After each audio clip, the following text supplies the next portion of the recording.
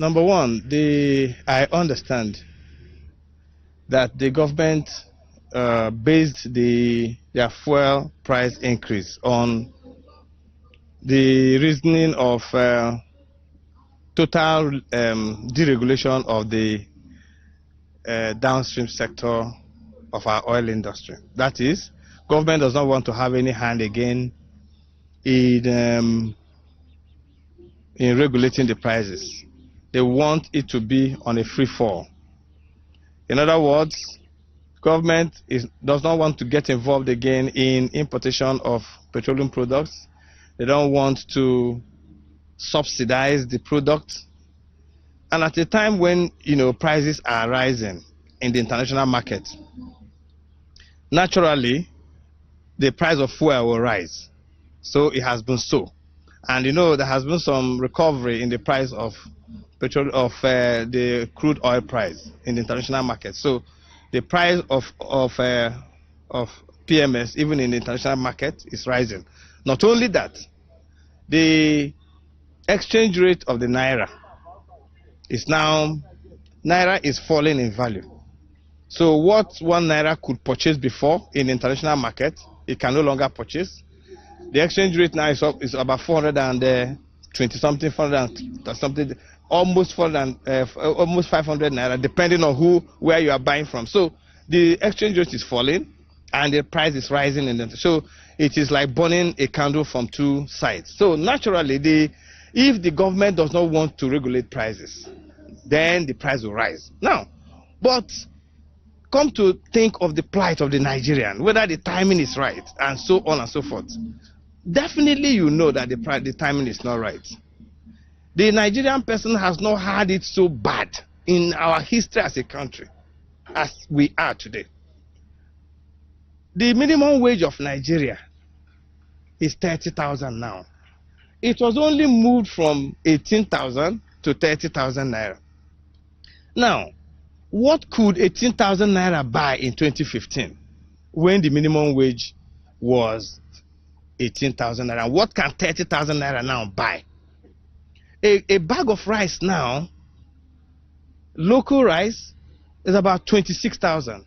Imported rice is about 30,000. In other words, somebody's minimum wage now can only buy him a bag of rice. In 2015, 18,000 naira that the person was earning, a bag of rice then was 7,500 or 8,000 naira. In other words, you can buy him 2 bags of rice.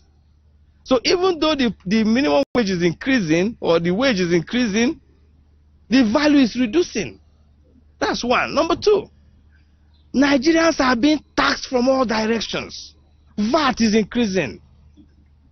Tax is increasing. The brackets, the coverage of tax is increasing, is widening. The bracket is widening. Everybody is under the tax net. And I hear one argument that cannot hold water. That argument is that, we pay the least tax. Check the price of oil in UK. Check the price of oil in South Africa. Check the price of oil here and there. The question is, if you go to UK, you have road to drive on. You have security. You have light. You have water. You have social security. You have food at affordable prices. None of these things is available in Nigeria today.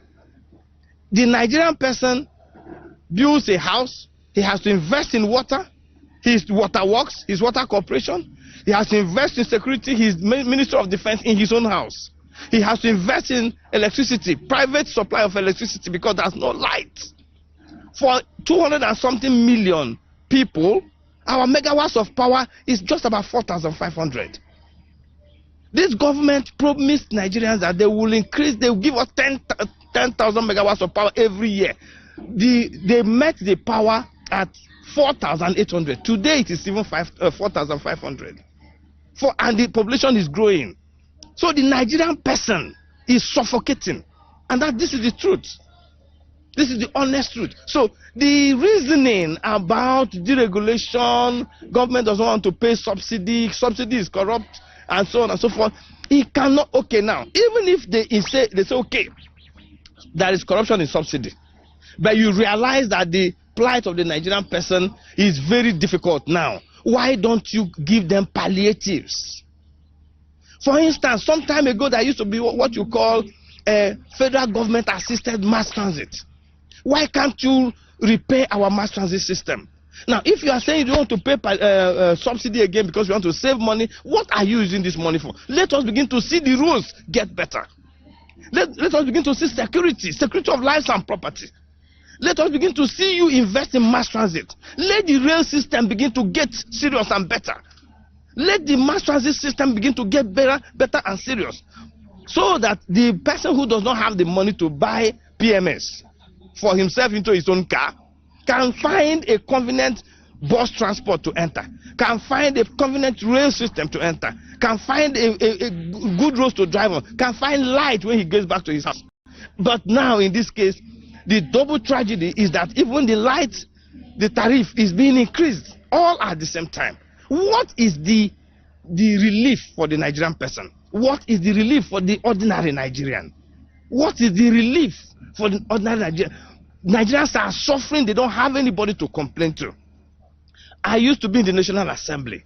The National Assembly could have been a place that they could go and vent their feelings. Now the National Assembly has become largely compromised and sucked up into what is going on. They are now collaborators in what is going on. They don't have any voice again. You see a situation whereby ministers are invited for an investigation by the National Assembly. They refuse to come.